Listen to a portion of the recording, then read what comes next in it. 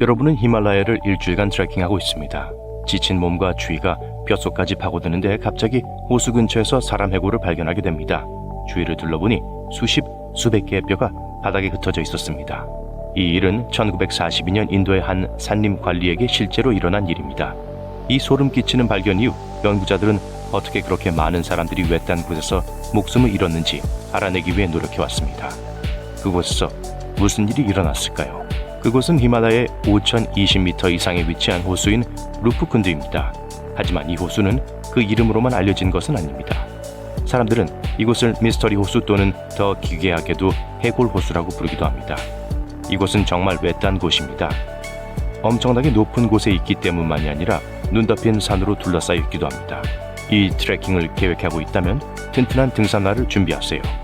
이 트레킹은 50km가 넘는 험난하고 거친 지형을 일주일간 통과해야 합니다. 도중에 이끼로 덮인 참나무숲, 으스스한 분위기에 안개 낀 들판, 정상에서는 눈 등 온갖 종류의 험난한 풍경을 지나게 됩니다.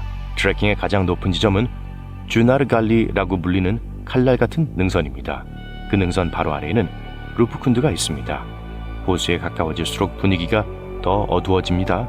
그리고 땅에는 309 이상의 인골이 흩어져 있는 것을 볼 수 있습니다. 그들과 함께 나무 유물, 가죽 슬리퍼, 반지 같은 것들도 있었어요. 정말 섬뜩한 일이 벌어진 것 같아요. 하지만 뭘까요? 3가지 주요 가설이 있습니다. 첫 번째 이론, 지역 전설. 이야기에 따르면 오래전 라자 자스다발이라는 왕이 히말라야 깊은 곳으로 성지순례를 떠나 신성한 산 사원에 도착했다고 합니다. 그는 임신한 왕비 라니 발람파와 함께 신하, 무용수 등을 대동했습니다. 그들이 산에 올라가 있는 동안 거대한 우박이 쏟아졌는데 전설에 따르면 성난신이 하늘에서 철구를 던지기 시작했다고 합니다.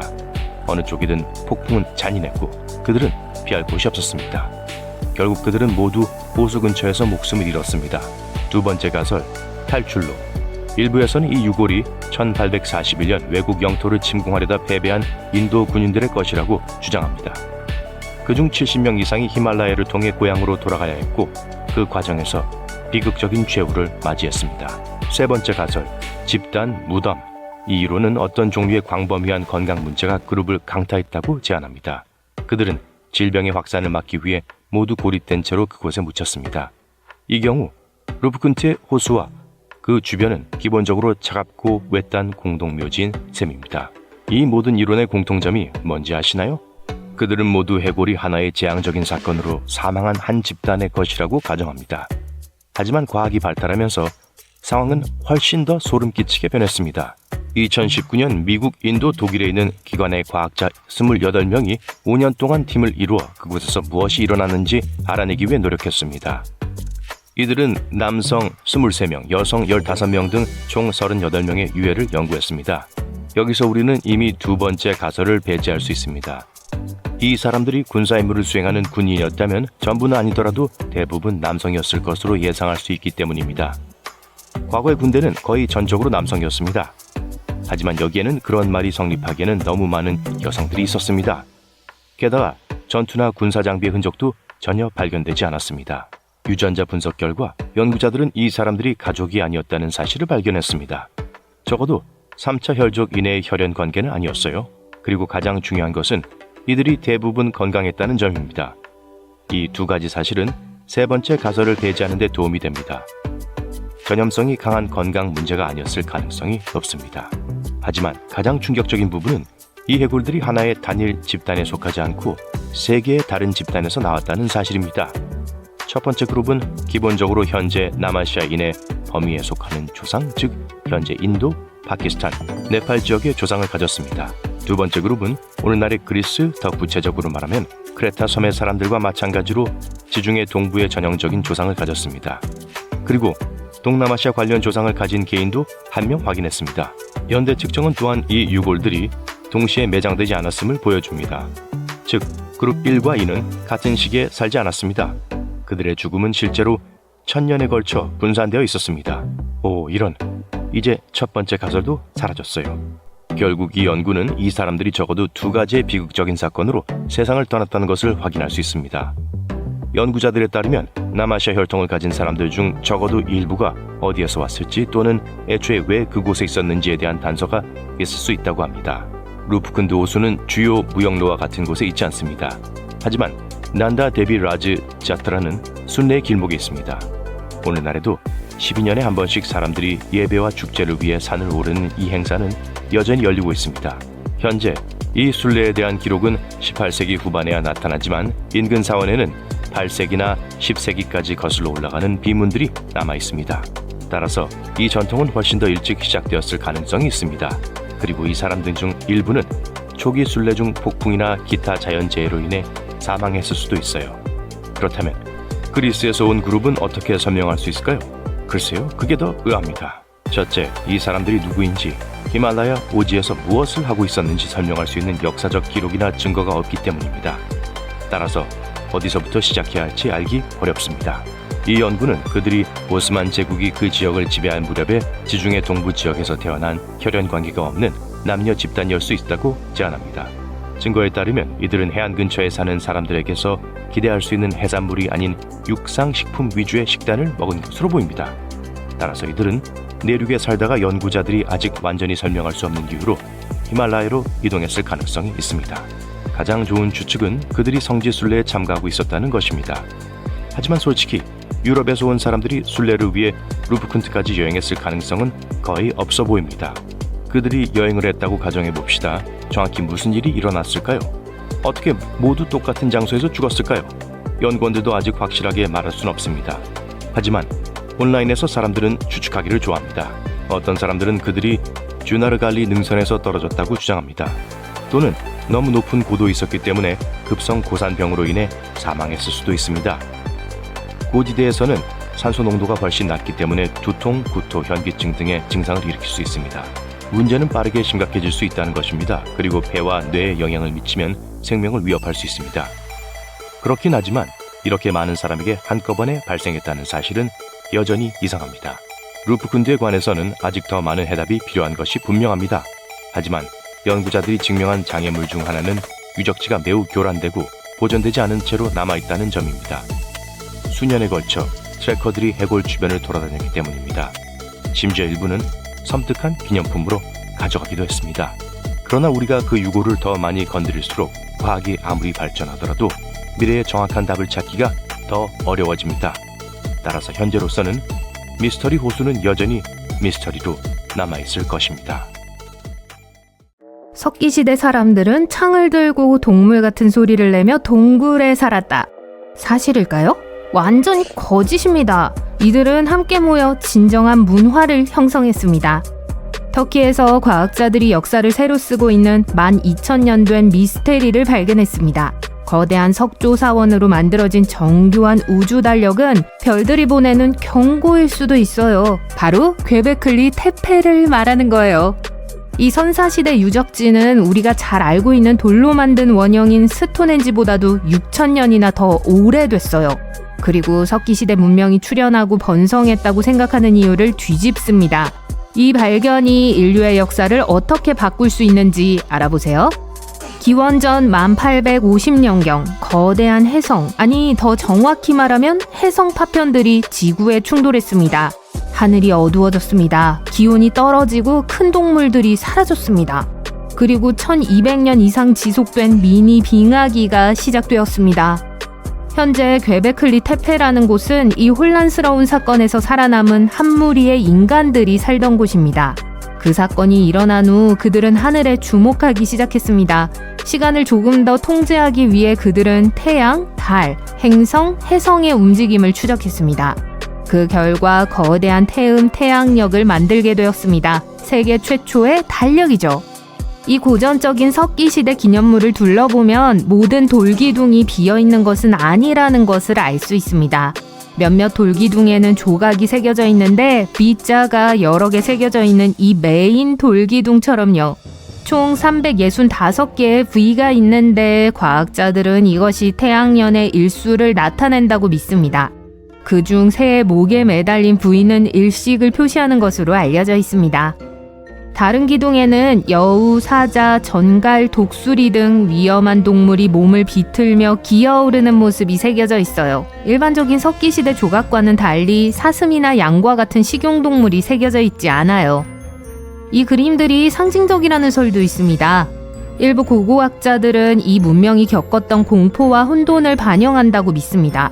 무섭고 예측할 수 없는 세상을 이해하려는 일종의 집단적 시도인 셈이죠. 고고학자 데니엘 스토더는 독수리의 이미지가 세상을 떠난 사람들을 상징한다고 강조했습니다. 일부 고대 문화권에서는 독수리가 망자의 영혼을 다른 세계로 데려다 준다고 믿었습니다. 그녀는 인근 고대 유적지에서 비슷한 상징을 본 적이 있어요. 이 모든 것이 왜 의미가 있는지 이해하려면 이 장소의 실제 목적에 대해 더 깊이 파고들 필요가 있습니다. 괵베클리 테페는 1994년 독일의 고고학자 클라우스 슈미트가 발견했는데 그는 터키 남동부의 언덕이 단순한 신석기 시대 고분이 아니라는 사실을 깨달았습니다. 그 아래에서 그의 팀은 최대 20톤 무게의 기둥으로 지탱된 거대한 돌 원형을 발견했습니다. 방사성 탄소 연대 측정 결과 이 유적지는 약 12,000년 전의 것으로 지금까지 알려진 가장 오래된 의식용 건축물로 밝혀졌습니다. 이집트 피라미드보다 7,000년 이상 앞선 것이죠. 이 발견은 고고학계에 큰 충격을 주었습니다. 빙하기 말 인간은 야생식물과 동물을 잡아먹으며 생존하는 유목민이었을 것으로 추정됐습니다. 상징적인 예술로 신성한 단지를 건설하고 현재 우리가 문명으로 분류하는 것을 탄생시키지 않았죠. 우리는 보통 문명이 농경으로 시작하여 마을, 농작물로 이어진다고 생각합니다. 하지만 이곳은 초기 인류가 식량을 재배하기 위해 모인 것이 아니라 예배를 하기 위해 모였을 수도 있다는 더 놀라운 사실을 시사합니다. 슈미트는 집이나 난로, 영구적인 정착지의 흔적을 발견하지 못했습니다. 단지 의식과 모임에 사용되는 물건들만 있었습니다. 이를 통해 연구원들은 영성과 공동의식이 먼저 나타났고 농경이 그 뒤를 따랐다고 믿게 되었습니다. 이렇게 거대한 무언가를 건설하려면 수백 명의 사람들이 함께 일해야 하기 때문입니다. 이는 결국 식량, 조직, 사회구조의 필요성을 촉발시켰을 것입니다. 다시 말해 사원이 먼저, 그 다음에는 마을, 그리고 농장이었죠. 괵베클리 테페가 논쟁을 불러일으키는 것은 단지 오래되었다는 이유 때문만은 아닙니다. 시대에 비해 너무 앞섰기 때문이죠. 그래서 더 많은 논란의 여지가 있는 이론이 등장하기 시작했습니다. 일부 연구원들은 괵베클리 테페의 건축가들이 단순히 석기 도구를 실험하던 원시 수렵 채집인이 아니었다고 생각합니다. 그들은 마지막 빙하기가 끝나기 전에 존재했던 훨씬 더 오래된 문명의 잔재인 고대 지식의 계승자일 수 있습니다. 이 아이디어는 약 18,500년 전 혜성이 지구를 강타하여 갑작스럽고 치명적인 기후변화를 일으켰다는 이론인 영거 드라이아스 충돌 가설과 관련이 있습니다. 이 가설에 따르면 그 사건의 생존자들은 상징, 건축, 구전 전통을 통해 지식을 전승했습니다. 괵베클리 테페는 이러한 기억을 보존하기 위한 최초의 시도 중 하나라고 할 수 있습니다. 그렇다면 유적지의 조각, 특히 기둥에 새겨진 동물 문양은 단순한 장식이 아닙니다. 별자리와 천체 현상을 추적하는 천문학적 암호일 수도 있습니다. 하지만 한 기둥에 가장 큰 비밀이 숨겨져 있을지도 몰라요. 독수리 돌이라고 불리는 이 기둥은 고고학자들을 놀라게 하고 있습니다. 이 그림에는 머리 없는 사람, 새, 정갈 등 이상한 조합의 그림이 그려져 있습니다. 훈련되지 않은 눈에는 무작위로 보일 수 있습니다. 하지만 일부 연구원들은 정갈자리와 같은 별자리를 고대에 표현한 것으로 보고 있습니다. 그리고 머리 없는 사람은 대량 멸종 사건을 상징한다고 주장합니다. 심지어 어떤 이들은 이것이 영거 드라이아스 충돌을 촉발한 해성 충돌에 대한 가장 오래된 기록이라고 주장하기도 합니다. 이 오래되고 사라진 문명이 누구였을지 궁금하다면 이들은 아틀란티스 또는 더 중립적으로 문명 X라고 불립니다. 그레이엄 행콕과 같은 이론가들은 해성 충돌의 혼란 속에서 파괴된 이 고도의 문화가 전 세계의 생존자들에게 지식의 파편을 전수했다고 주장합니다. 이 경우 괵베클리 테페는 문명의 시작이 아니라 문명의 재시작이라고 할 수 있습니다. 이제 다시 돌로 돌아가 보죠. 44번 기둥은 언뜻 보면 천체 달력처럼 보이지만 천문학자들이 조각에 새겨진 하늘 패턴을 재현한 결과 13,000년 전으로 거슬러 올라가는 하늘의 정확한 스냅샷을 발견했습니다. 유성우와 홍수, 그리고 인류의 비극적인 종말, 일명 머리 없는 인간을 표현하는 것으로 보입니다. 땅에서 솟아오르는 뱀은 해일이나 아래로부터 다가오는 파괴를 상징할 수도 있습니다. 하지만 이야기는 여기서 끝나지 않습니다. 56번 기둥은 하늘의 공포라고 불리는 동일한 재앙을 확장하는 것처럼 보입니다. 동물들이 도망치는 모습, 파도, 쏟아지는 불길, 유성우의 생생한 그림이 그려져 있습니다. 하지만 잠깐만요. 43번 기둥과 56번 기둥은 과거의 재앙에 대한 기억을 담고 있지만 18번 기둥은 예측일 수 있습니다. 이 돌은 물병자리 별자리를 확대합니다. 아마도 우리가 지금 살고 있는 시대인 물병자리 시대에서 따온 것일지도 모릅니다. 일부 애호가들은 이것이 우리에게 주는 경고일 수 있다고 생각합니다. 비슷한 유성우가 지구를 강타하여 우리에게도 영향을 미칠 것이라는 경고일 수 있어요. 소름이 돋네요. 하지만 괵베클리 태페를 매혹적으로 만드는 미스테리한 요소는 바로 이런 점입니다. 오늘날 고고학자들은 괵베클리 태페가 현재 타쉬 테펠러로 알려진 훨씬 더 큰 신성한 단지의 일부였다는 사실을 알고 있습니다. 이 지역 전역의 고대 유적지 네트워크는 각각 고유한 비밀과 구조를 지니고 있지만 공통된 패턴과 모티프로 연결되어 있습니다. 2019년 괵베클리 태페에서 불과 64km 떨어진 카라한 태페로 알려진 이 자매 유적지에서 발굴이 시작되었습니다. 일부 연구원들은 카라한 태페가 훨씬 더 오래된 것으로 추정하고 있습니다. 주로 의식용으로 사용된 것으로 보이는 괵베클리 태페와 달리 카라한 태페는 벽, 도구, 심지어 집과 같은 가정 구조의 흔적이 남아 있습니다. 그것은 모든 것을 바꿉니다. 이 유적지가 고도로 정교한 수렵 채집인의 작품이든 잃어버린 빙하기 이전 문명의 잔해를 간직한 생존자의 작품이든 한 가지 분명해진 것은 우리 조상들이 단순히 생존에만 그치지 않았다는 사실입니다.